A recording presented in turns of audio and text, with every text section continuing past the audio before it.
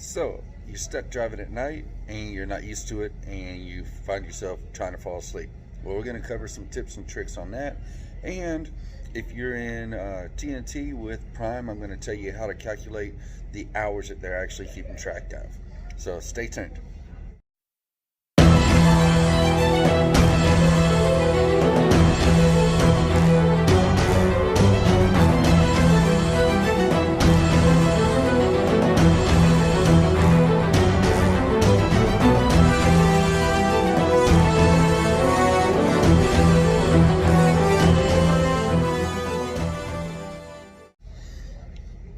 Hello, this is Artis with Cajun Couple Trucking. And so, as the intro said, we're going to talk today about some tips and tricks about keeping awake while you're driving at night. Because it takes about 32 days to get a habit going, good or bad. And, staying awake is a habit that you really need if you're going to be driving overnight. Now, these tips and tricks are for anybody, whether you're driving in a vehicle or what. 18-wheeler, dump truck, whatever you have. The first thing I'm telling you is don't slouch, don't bend over, don't roll your shoulders forward. That compresses your diaphragm, makes it harder to breathe. With less air, your organs move slower, your brain responds slower, and you want to go to sleep. No gangster lean, no, barely see over the dashboard, stuff like that. You want to sit up straight, shoulders back. You want to keep your core a little tight, and you want to have your hands, whenever they're at 2 and 10 or 3 and 9, with a 45-degree angle in your elbow, from your elbow to your wrist, with perpendicular with the ground. So, if you imagine a line on the ground, you should have a 45-degree angle, and that's going to help with circulation. Now, second thing besides sitting up straight, which is going to allow you to have more airflow, is set your cruise. Okay, you can be driving for many hours at night, and do like this with your feet every once in a while. Move your feet. Don't keep them in one spot. It improves the circulation of your legs, gets your heart pumping, and wakes you up. Another thing is, while you're driving, roll your shoulders a few times. That helps out. Another thing that helps out, play music. If you have, like me, a co-driver, and you can't play your music loud,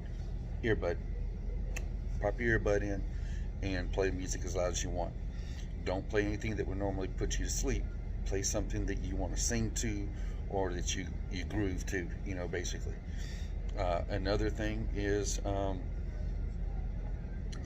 stay away from sugary snacks, sugary drinks, stuff like that. Because whenever you come off that sugar high, you're going to crash.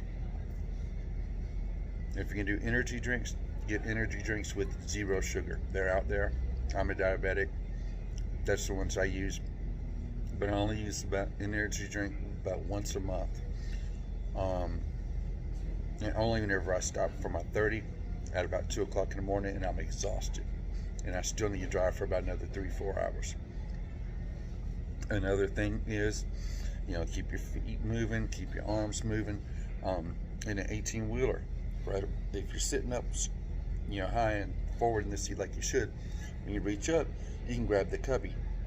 Grab that cubby, pull yourself up, hold yourself there for about 15-20 seconds, drop, switch arms, do the same on this side, and that'll get blood flowing and get you going. If none of those work, try something like sunflower seeds, pistachios, stuff like that you have to crack open, separate in your mouth, keep your mouth moving. That helps keep you up. And it's still, if none of that works, pull over, get out, and pull over somewhere safe, a rest area, a truck stop. Get out and stretch. Don't just bend down, touch your toes once or twice. I'm talking about stretch for 10 minutes. Bend down, hold it.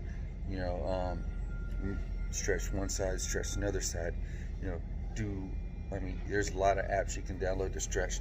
Take about 10 minutes to stretch, and that'll get everything going again, and that'll keep you up for like half hour to an hour with no other things.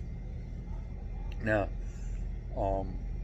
the second thing I want to talk about is how with Prime, this is specific to Prime, and I'm sorry, yes, I'm eating a snack.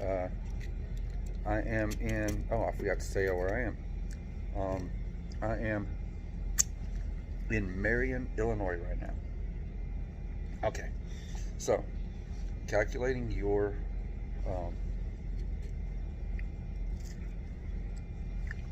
miles with Prime for TNT. And it's going to be a little different for people who have the same trainer for PSD and TNT, and they went on the road for PSD, because I know those loads show up, but I don't know if they disappear when you start TNT. And then, so the day you got in your truck as a TNT student, all right, that's the day you want to calculate from. All right, now you can go into your app under loads, and there's a section. The loads that are there are for this week's pay. The last little option says previous loads. Click on that and start at the bottom. Open your calculator, and what you want to do is you want to look at it. You want to look at total miles. It's going to have empty miles, loaded miles, total miles. Total miles. Each trip, add those total miles together. Now, they're very careful in orientation and during PSD to not say the words odometer miles. Odometer miles are, you get in the truck, what that odometer says. When that odometer reaches 50,000 more miles, you're done. So that means any miles that you and your trainer say 80 in Wyoming was closed down. Say y'all dropped down to 70. Well, they routed you through 80. Okay, they want you to go 80. It was 120 miles shorter to go 80. Just for instance, okay, I'm just pulling numbers out of my head. So what happens is now you're calculating an extra 120 miles. They're not. Okay, so they did not say odometer miles. If your trainer goes home and y'all go 400 miles out of the way, that doesn't count. Only dispatched miles. Now, that's empty and loaded dispatch miles, but only dispatch miles. So go through each and every load, get your total miles, and add them up. And you keep adding them, then go back to the original screen, because it's not going to have those loads from this week. Add those up. That's your total miles. That's how to figure out your total miles when you're in TNT. All right. Now, there was a third thing I want to talk about, but that one's going to take probably about 45 minutes to an hour to talk about. It's been a thorn in my side here for a little while. And I'll just give y'all a premise real quick. There's about 3 or 4 YouTubers that I haven't subscribed to their channel. And I know I say whenever I find a Prime driver, I try to subscribe to their channel. And I'm hoping that they would do the same for me. But these 3 guys, they're actually in training right now. They're all 3 in TNT, and they have nothing but bad things to say about Prime at the beginning. They start complaining, whining, crying, trying not to cuss here because it really does strike a nerve with me. Then they go through all the reasons why their way would be so much better, and then they make arguments, and then at the end they go, oh, but Prime's a great company, come drive for Prime, here is my driver code. All right, for one, we don't get paid a lot for driver code. I do appreciate if anybody wants to use mine. I try to put it in the description of every one of my videos. I'm still learning how to do the YouTube thing, learning how to add things like little tags, where you can watch different videos and stuff. And I'm doing most of it from my phone, so please bear with me as I get out of training and can spend more time doing YouTube. I can learn more things. and add more things and maybe go back and fix some things. But I'm just trying to give you all information, tips, tricks, and stuff like that while I'm going. Because yes, I did do it a while back. 23 years ago, I was driving trucks. I got away from it because my kids, they needed dad home, and honestly, dad needed them too. You know, any of you guys out there that have kids, you know it.